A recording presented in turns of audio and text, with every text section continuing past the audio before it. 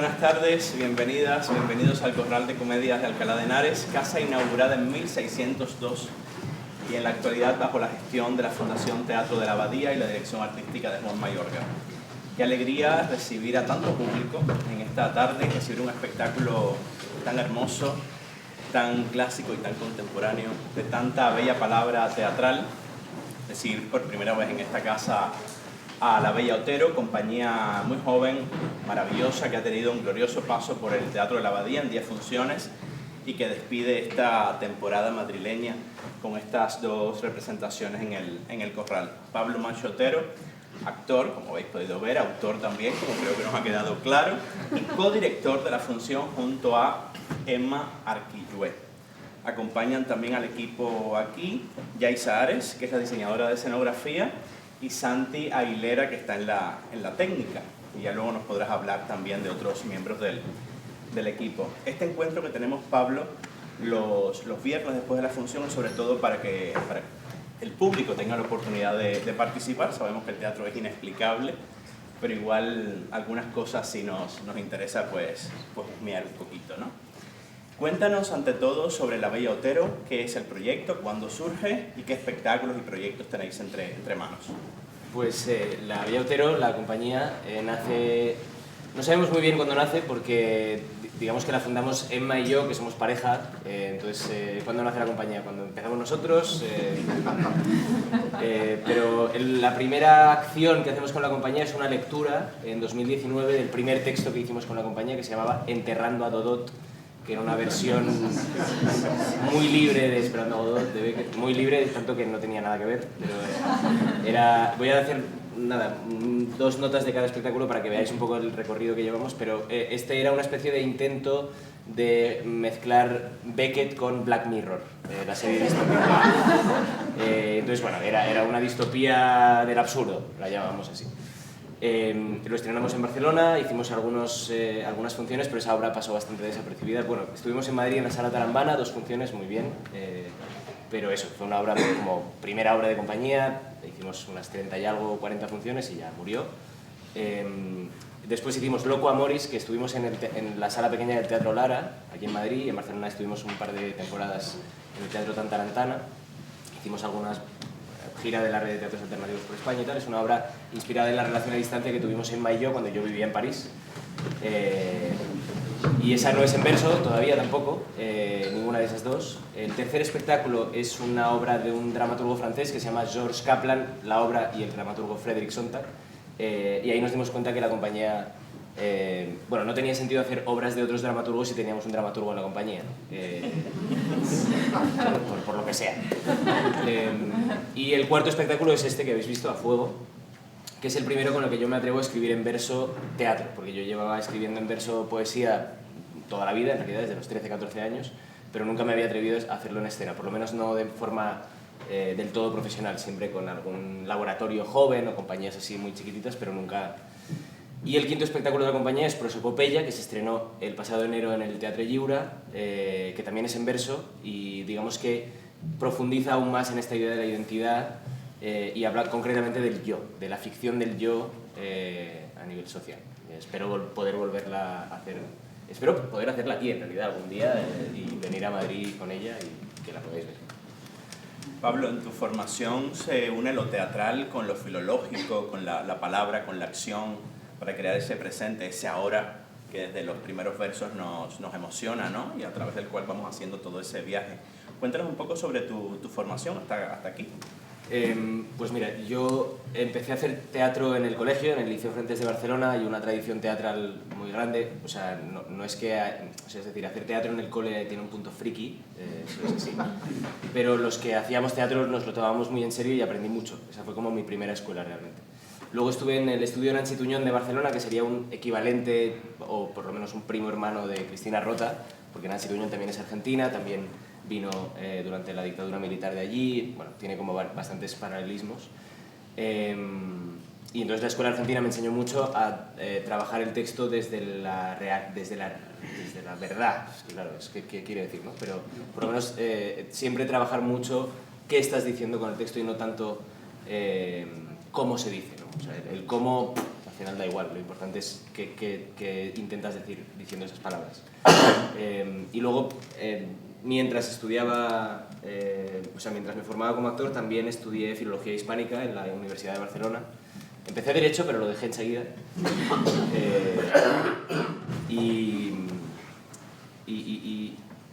Y luego hice Lecoq en París, una formación de teatro físico, para quien no lo conozca. Es una formación más bien, casi, no diré todo lo contrario que la escuela argentina del naturalismo actoral, pero sí muy basado en el cuerpo, en bueno, las tradiciones como la máscara, etcétera. El mimo, el clown, el bufón. Bueno, nos comentas que la forma no tiene tanta importancia y sin embargo en el espectáculo que acabas de hacer, lleno de paradojas también, nos damos cuenta de que el contenido quizás es tan importante como lo es la forma en la que lo estás contando, ¿no? Y tomas algunas decisiones como la decisión lingüística del verso, de mezclar distintas estrofas que hacen que la atención, nuestra atención esté todo el tiempo sorprendiéndose, ¿no? Creo que ha sido también una impresión general de la función en particular de esta tarde. Cuéntanos ese viaje a través de las estrofas, a través del castellano y también ese guiño a la rima en catalán, que está en un momento tan hermoso además, ¿no? Que esta función ha sido particularmente sentido. Ese viaje a través de los versos, ¿cuándo sentiste que tu teatro también era posible contarlo en verso y qué retos, qué desafíos te genera eso? Pues realmente,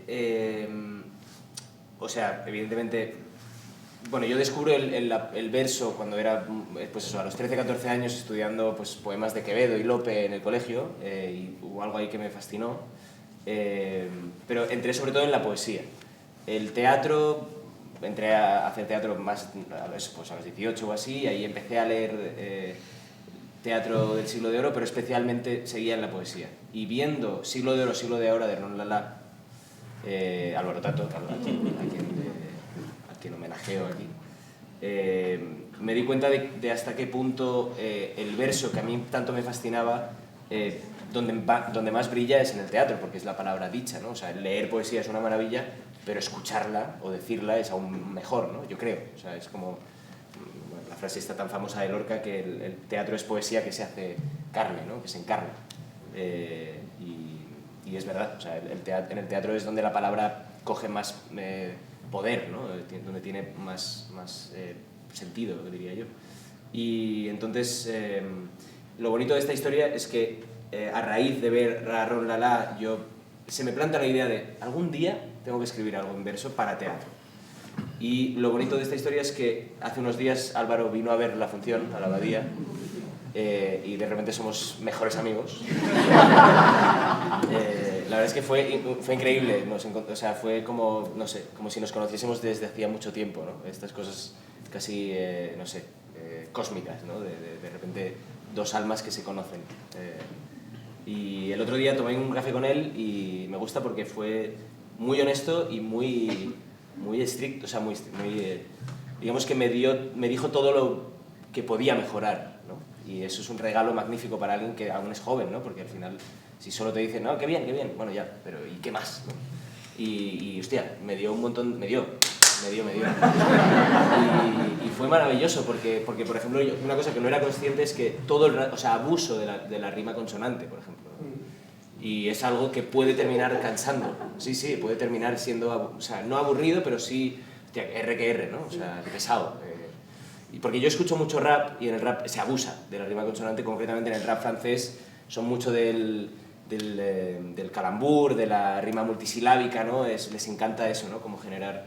Y digamos que bebo de ahí, intento hacer lo mismo en teatro y es cierto que el rap se escucha en un contexto muy concreto, que es tú con tus cascos caminando por la calle y es otra cosa, ¿no? O en tu casa, donde sea. Pero el teatro, o sea, tú la música la puedes pausar, ¿no? Aquí tienes que estar una hora y entonces, bueno, me fue muy bien que Álvaro me fuese muy honesto con eso y tengo ganas de seguir explorando. Entonces, eso, ha sido un reto escribir esta obra entera en verso, pero al mismo tiempo sé que no salí de mi zona de confort del todo, ¿no? O sea, en el fondo, bueno, creo que tengo muchísimo por aprender y me apetece mucho.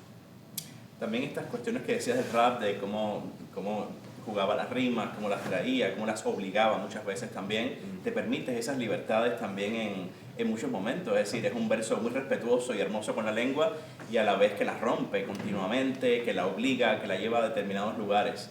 Ese proceso es un proceso que digamos que se va transformando también escénicamente.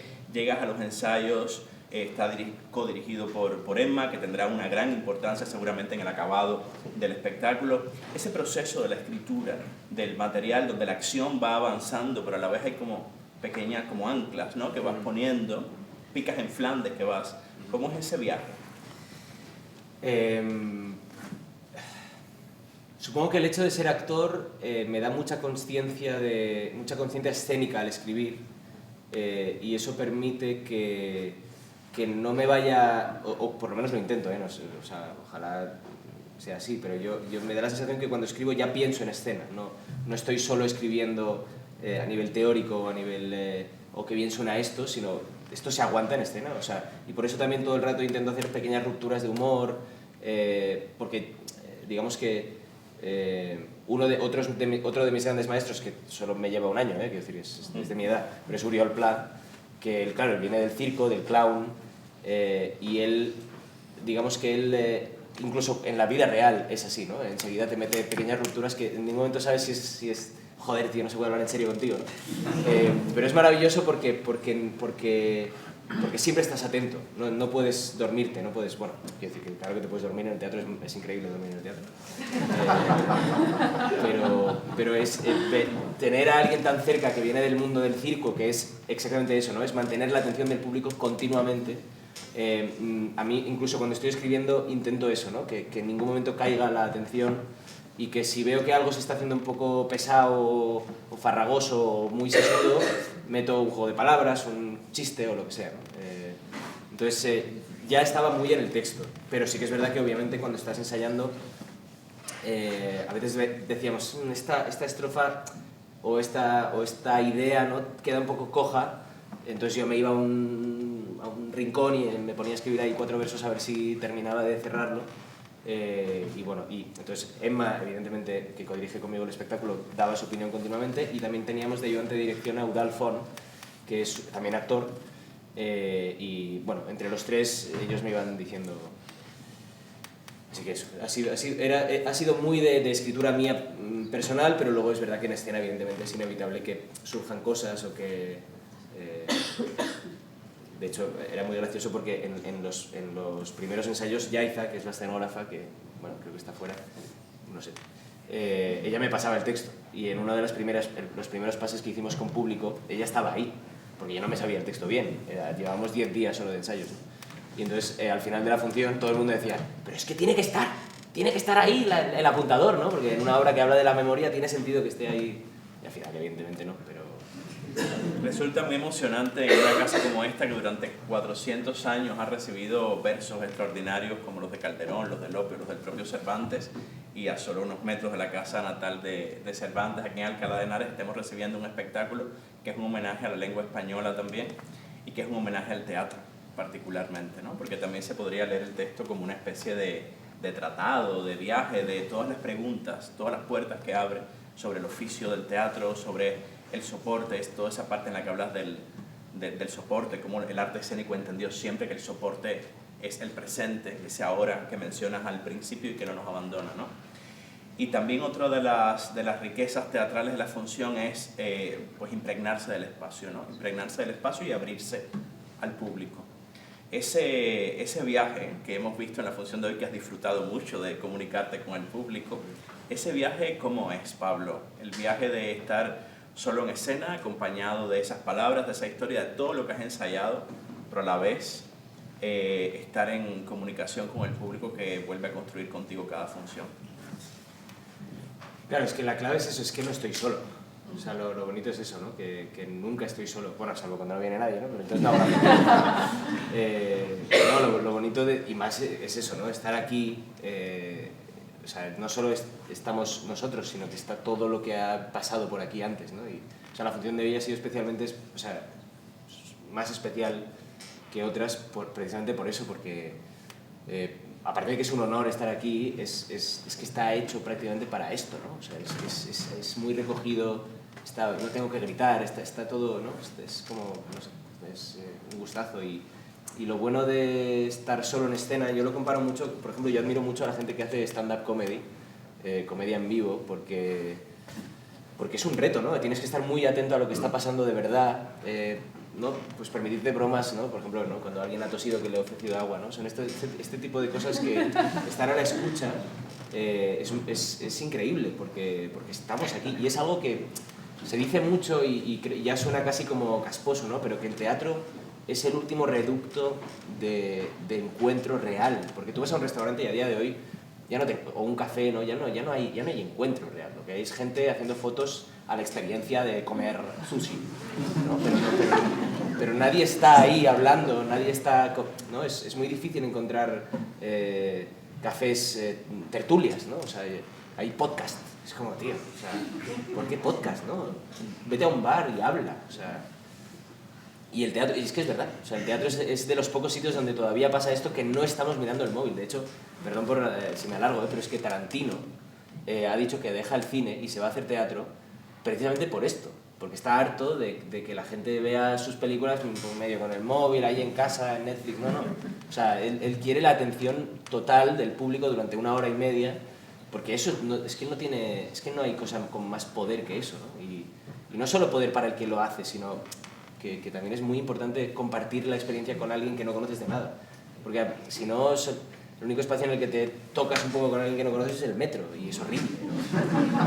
En cambio, el teatro es un espacio, pues eso, de comunidad real. O sea.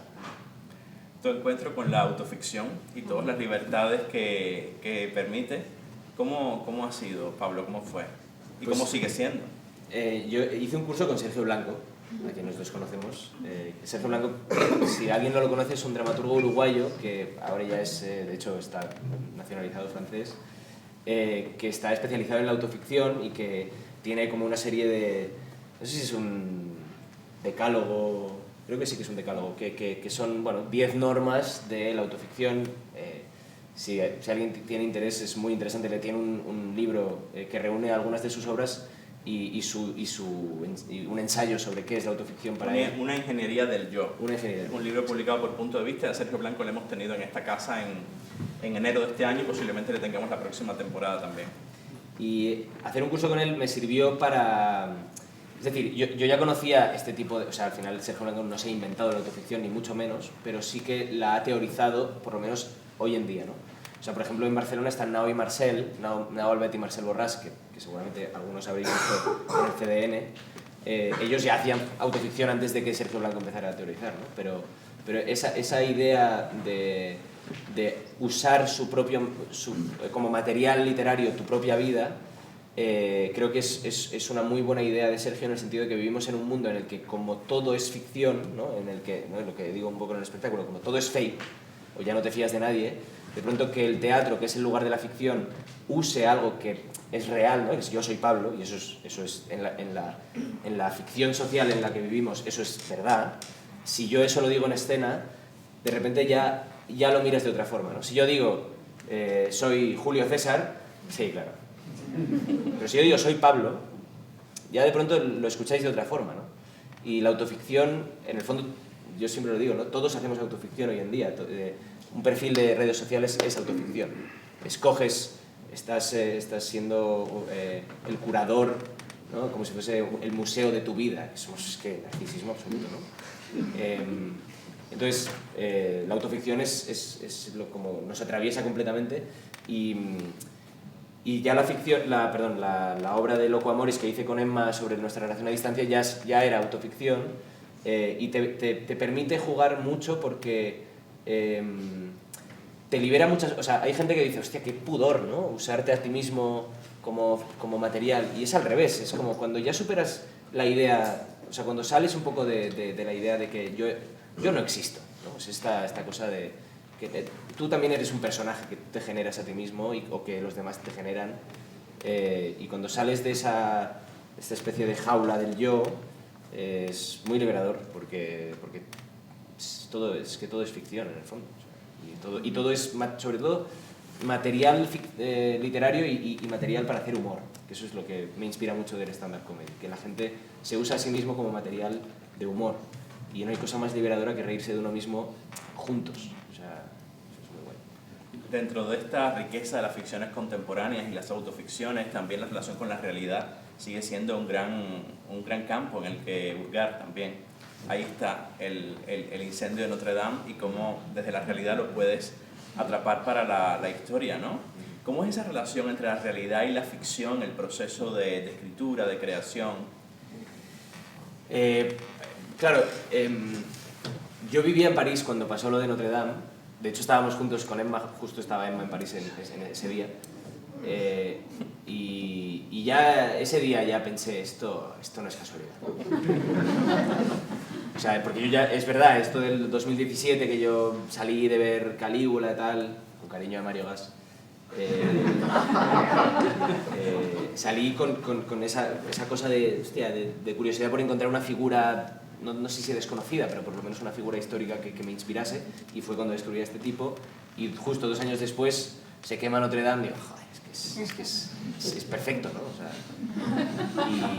y entonces cuando me puse a escribir el texto tuve claro que tenía que entender, porque en el fondo es un poco, al final es lo mismo, ¿eh? O sea, si la autoficción permite que el público empatice más hoy en día, porque estamos muy acostumbrados a ver autoficción continuamente, pues de repente usar un hecho histórico reciente y ponerlo aquí encima, y usarlo además para reírnos también, pues no sé, genera mucha complicidad, ¿no? Al final es como... En La Abadía y en El Corral sentimos mucho orgullo de que el trabajo del actor esté en el centro del escenario y sea el actor quien compone el teatro junto con el público en presente. Cuéntanos un poquito, antes de abrir el diálogo inmediatamente, sobre tu entrenamiento diario, Pablo, para hacer todo esto, toda la templanza, todas las cosas que hacen falta para aterrizar cada tarde. Me decías antes que el espectáculo lleva más de 50 funciones. Siempre va creciendo, pero cada día es nuevo, cada día vuelve a ser, tienes que volverlo a bajar todo, vienen las personas, algunas te pueden haber visto, pero la mayoría del público se encuentra con la experiencia por primera vez.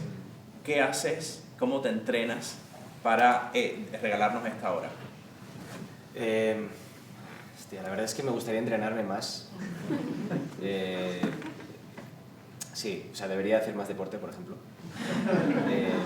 Porque es verdad, o sea, el actor, lo decía Artaud, ¿no? El actor es un atleta emocional y hay que estar en forma. O sea, por ejemplo, Pablo Derqui me parece que nada cada día, ¿no? Y es que no es ninguna tontería. Ir cada día a nadar es una disciplina. O sea, no solo es el hecho de hacer deporte y ejercicio del cuerpo, sino la disciplina de cada día ir a nadar. Yo tengo 31 años y no soy capaz, ¿no? O sea, y la energía la debería tener, pero bueno, en fin. Pero lo que sí que hago, y es algo que me dijo Oriol Pla, porque él hizo Ragazzo, que era otro monólogo hace unos años, y me recomendó cada día vete al teatro un par de horas antes y haz como mínimo un pase de texto. Entonces eso sí que lo hago cada día antes de la función, hago un pase de texto, Santi tira las memorias de luces y eso ya, aunque no hayas hecho ninguna función en el teatro en el que vas a actuar, porque es verdad, hoy ha sido la primera vez que yo he actuado aquí y eso inevitablemente genera un vértigo, ¿no? Pero el hecho de haber hecho un pase ya genera como una relación con el espacio que no tenía antes y eso, bueno, pues sienta bien para, digamos que, para estar pendiente de otras cosas, no estar pendiente de lo técnico. Entonces, bueno, pues evidentemente pues caliento la voz, hago unas flexiones, ¿no? ¿El rap lo cantas antes de las...? El rap también lo canto antes, sí, sí. Pero yo creo que el entrenamiento de actores es completo, porque, digamos, lo de ser un atleta emocional en realidad tiene las dos cosas, ¿no? Atleta, es decir, físico, ¿no? Que físicamente el actor tiene que estar siempre disponible para cualquier tipo de cosa, y emocional, yo lo conecto no solo con la emoción, sino también con algo intelectual, es decir, el actor tiene que, no sé, quiero que es Eduard Fernández que lo dice, a mí también me pagan por pensar, no solo por decir un texto y interpretarlo. Y eso es algo que yo sí que me tomo muy en serio, de saber por qué hago los proyectos que hago, bueno, o sea que intento que sea un entrenamiento un poco como transversal, desde lo más intelectual hasta lo más físico, ¿no? Muy bien, abrimos el diálogo, continuamos abriéndolo. Sí. Varias cosas. Como dijimos el domingo, Álvaro Tato ha jurado por sus muertos que en un año aprende catalán para darte los morros. Lo ha jurado delante de mucha gente. A ver si en un año tengamos funcionado de Álvaro. 2, te debo dinero. Sí, porque vengo con alumnas. El lunes teníamos clase y yo creo que entre las funciones que hemos escuchado hemos aprendido mucho, ser igual el lunes no damos cuenta. Ese dinero te lo veo. Y 3, ahora ya más en serio, hay una afirmación que le gusta hacer, que nos gusta hacer, a Carmele, mi mujer, especialista en verso, y a mí mismo, también a Luis, que es especialista también en verso, actor, que es que el verso no debe y no es patrimonio del barroco. ¡Hala! Entonces, ¿cómo hacemos para que se naturalice la escritura en verso por parte de los autores contemporáneos? Wow. Eso es el diálogo de los perros. Dices la escritura sobre todo, no la interpretación, no, ¿verdad? claro, la escritura a partir de la cual evidentemente tiene lo demás. O sea, no puedo estar más de acuerdo que el verso no es, o sea, de hecho, no es patrimonio del barroco, sobre todo porque ya se escribía en verso en Grecia, ¿no? O sea, que al final o sea, el verso es algo que, de hecho, o sea, esto es algo que no sé quién lo dijo el otro día, García Barrientos lo decía, que fui de oyente a una clase suya y decía, en realidad ha habido mucho más tiempo histórico en el que el teatro ha sido en verso que en el que no. Por lo tanto, ahora nos parece una cosa anacrónica escribir en verso, pero en el fondo es que la mayoría de la historia del teatro es en verso. Entonces, yo creo que... o sea, lo que sí que... Es decir, el tipo de verso que yo uso aquí, bueno, que hay algunas licencias que ya Álvaro me ha dado un poco. Y lo que sí que creo es que tenemos mucho que aprender del rap, por ejemplo. Porque el rap se permite un tipo de juegos rítmicos y métricos que, por ejemplo, pues yo qué sé, el verso que yo uso aquí son octosílabos la mayoría. Y ahí no hay pérdida, ¿no? Es eso, octosílabo, octosílabo, ABBA o ABAB o, ¿no? O décimas, ¿no? Pero el rap se permite rimas internas, ahora un verso de 2, ahora de 10, ahora no, pero es como que responde a otra cosa que no solo sea como la métrica pura y dura. O sea, yo creo que de la misma manera que Lope reinventó el teatro haciendo la polimetría y permitiéndose pasar del romance a la redondilla, de la redondilla a la décima, de la décima al terceto, del terceto al no sé qué, hoy en día creo que tenemos que hacer algo parecido. No sé exactamente qué.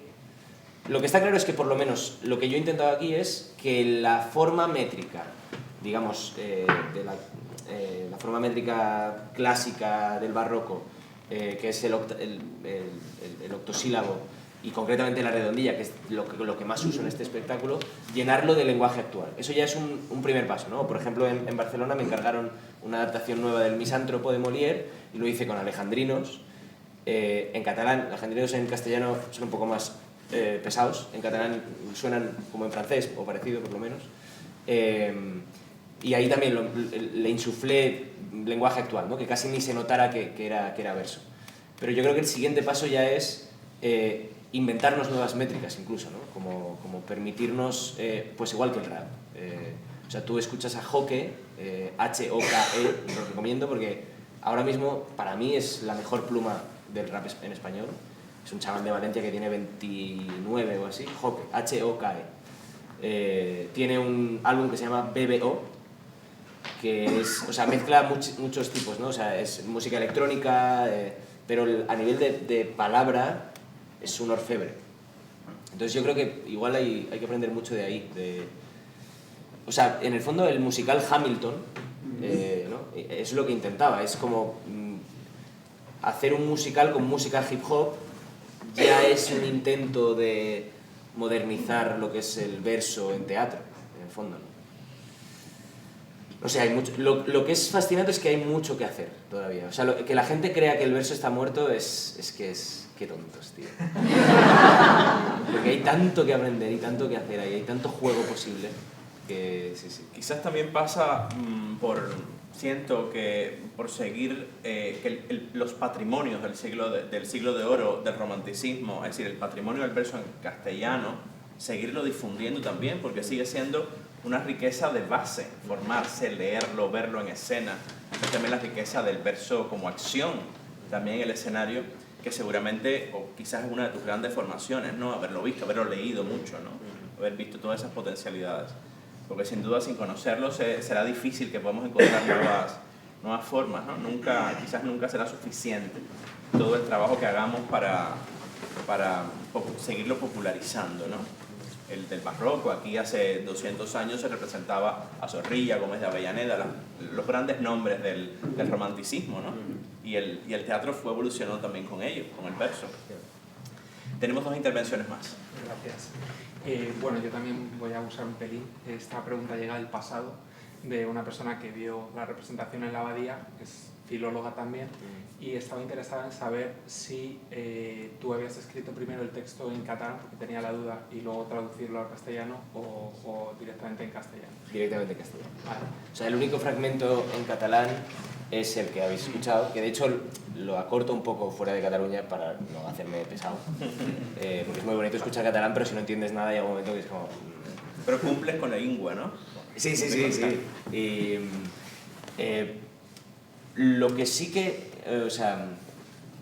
Bueno, el fragmento, por ejemplo, que hago aquí a Álvaro Tato, en Barcelona se lo dedico a Jordi Oriol, que es como sería el equivalente, entre muchas comillas, a Álvaro Tato allí. Lo que pasa es que no es tanto por el hecho del verso, él escribe en verso un poco más libre, sino por el juego de palabras. Jordi Oriol es un friki del juego de palabras y todas sus obras tienen nombres, títulos como con juegos, y te está todo el rato haciendo ahí... Si alguien entiende catalán y no conoce a Jordi Oriol, recomiendo mucho leer La mala dicció, que es un juego de palabras que es entre la mala dicción y la maledicción. La maldición, perdón. Perdón, me he liado con el francés. La maldición y la maledicción. Que es en verso, es una adaptación de Macbeth y es maravilloso. O sea, si alguien quiere aprender catalán solo para leer eso, también. Pero no, en ese momento, pues eso, sí. Lo que sí que... Una pregunta al hilo... Sí, perdón. Sí. Bueno, gracias por No, responder. Bueno, precisamente hablando del teatro en catalán, que aquí hemos visto obras de teatro, por ejemplo, yo recuerdo Jo Feuerbach, de Pedro Casablanc, que la hizo aquí también, y me gusta a mí, por ejemplo, mucho la compañía La Calórica, que no sé si, porque me ha resonado así un poco. Quería preguntarte si crees que el teatro en catalán está como viviendo una edad dorada, y si crees que alguna vez aquí en Madrid podemos llegar a ver una obra de teatro en catalán, o cómo lo ves tú eso. Yo, mira, y creo que no soy el único que lo piensa, y con mis amigos lo decimos mucho, que creo, o sea, a lo mejor para vosotros es una evidencia, pero en Barcelona la gente dice, ¿qué dices?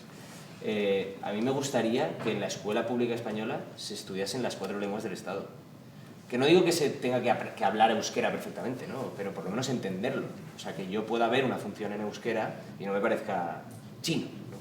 Porque al final, o sea, no solo por riqueza cultural, sino porque eso cohesiona un país también, ¿no? O sea, gran parte de los problemas que tenemos en Cataluña es la falta de cohesión cultural, en realidad, ¿no? Que es que Santi, sin ir más lejos, que es el técnico de la compañía, él es de Madrid.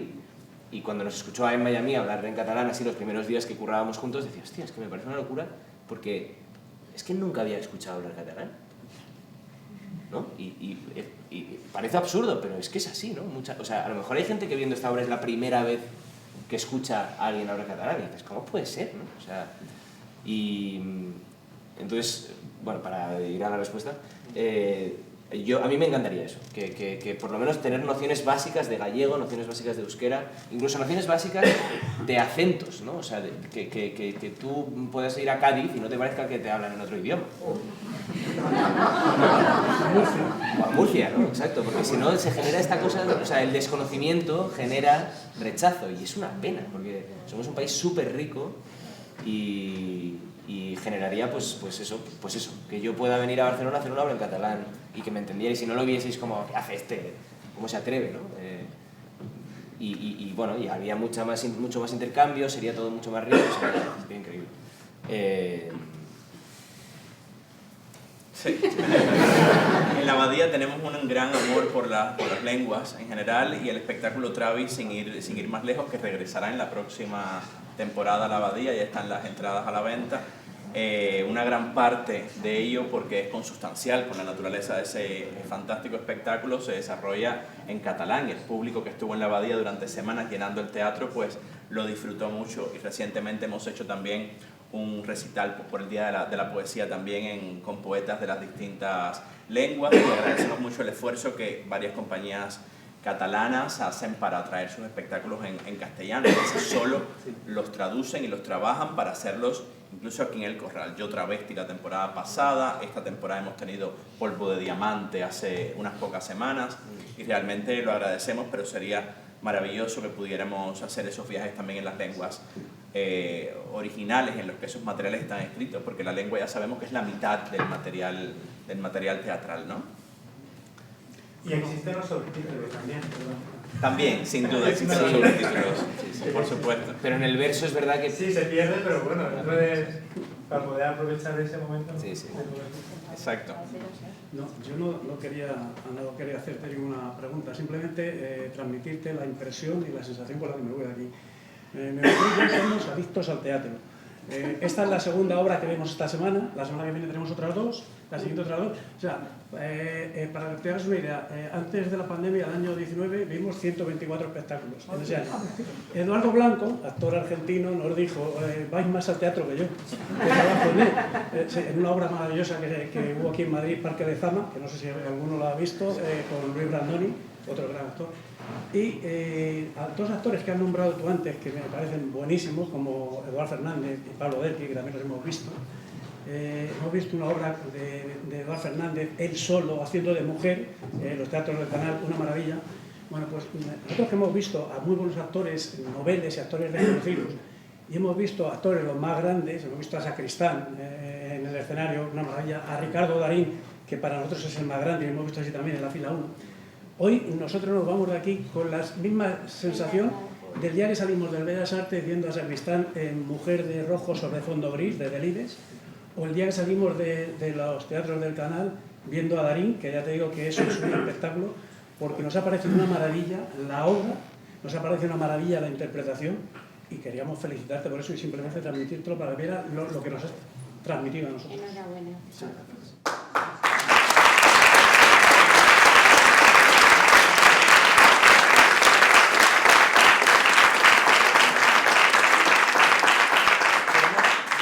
¿Más por aquí? Sí, una pregunta breve porque quería preguntar lo del catalán, me lo han hecho ya, la relación con el rap también y el elogio, voy a continuarlo, porque me ha recordado lo que has comentado de la maledicción y la maldición. Y es que para mí, tengo la sensación, no voy tanto al teatro, ya me gustaría, pero yo la sensación que tengo últimamente y sobre todo con gente más joven, actores más jóvenes, es que la dicción no es tan buena.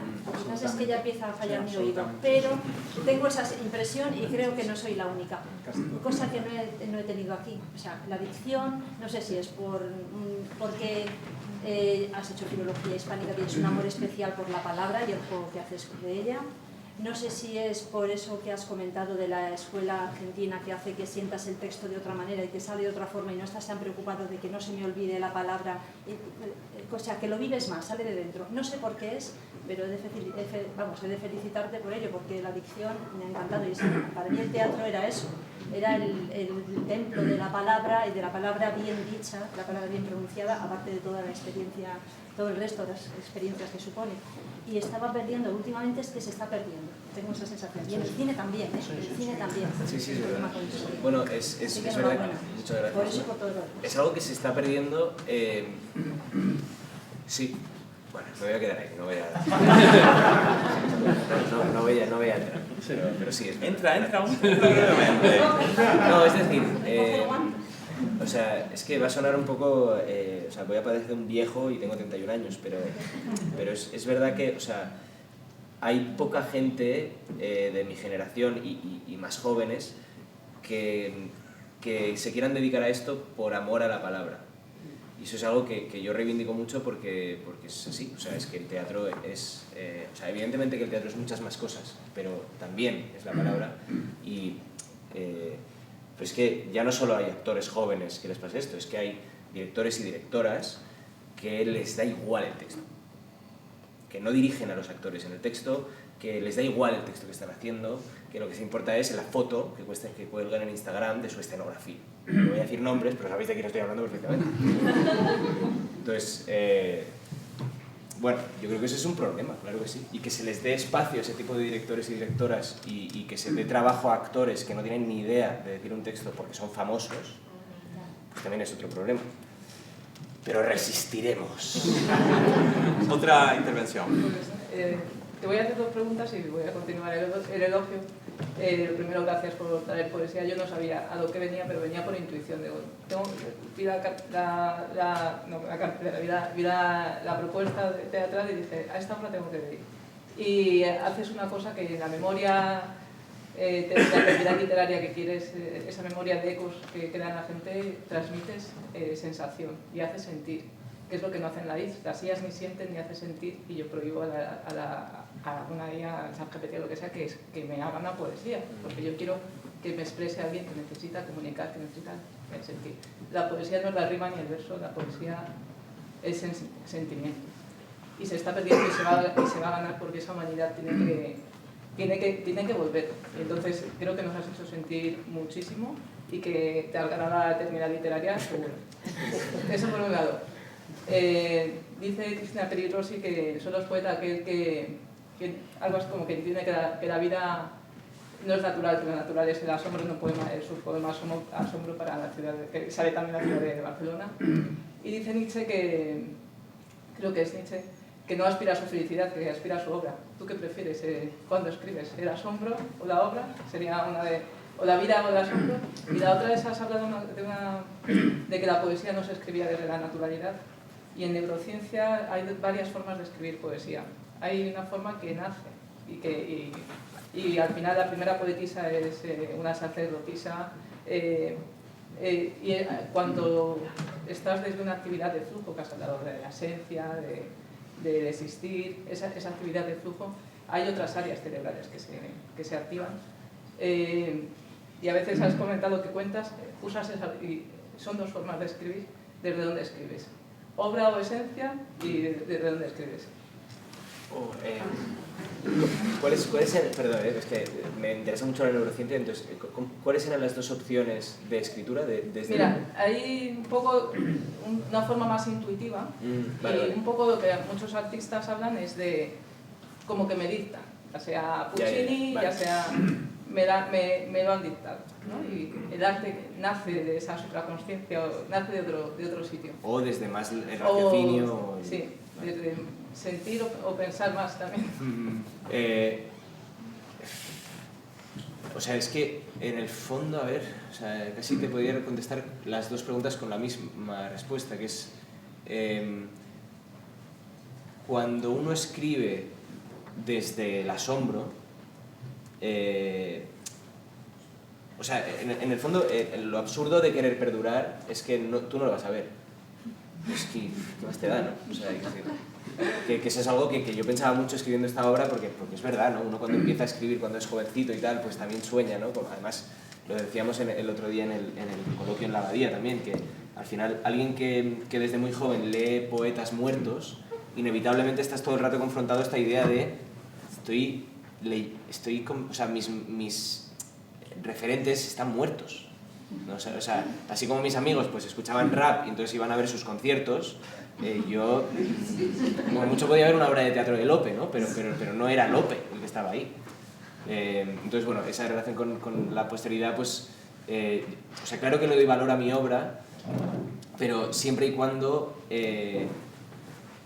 también nutra mi vida, ¿no? O sea, que ojo, porque a veces también, hoy en día también estamos en un momento en el que mucha gente ve la poesía como a su servicio, como la poesía es mi terapia.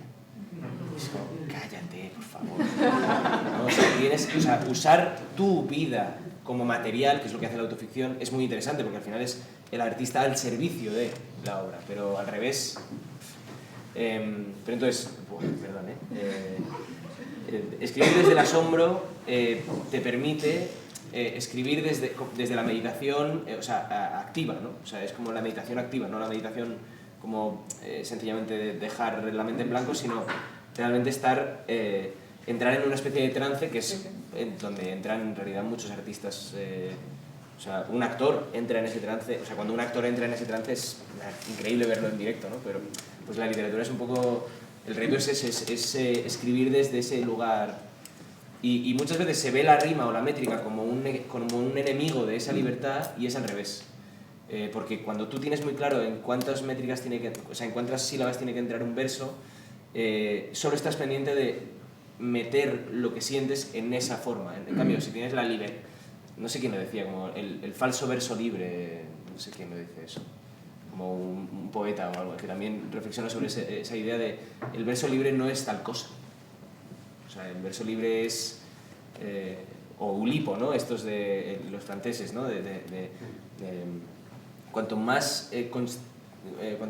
más condiciones te pongas como escritor o como artista, más libre serás ahí dentro. No sé si te hay un ritmo interno, lo que yo creo que quieres expresar, hay un ritmo interno. Si tú bailas un tango, sabes cuándo tienes que dar el paso. Y si estás en una experiencia de jazz, pues creo que es más difícil. Claro. Que todo este público se haya... Sí, bueno, una última intervención. Sí. ¿Me has recordado la reforma poética de María Zambrano o realmente tú lo que has hecho es filosofía poética? Bueno, qué maravilla con esto, la verdad que no puedo decir nada más después de esto. Este maravilloso público que se ha quedado también al coloquio.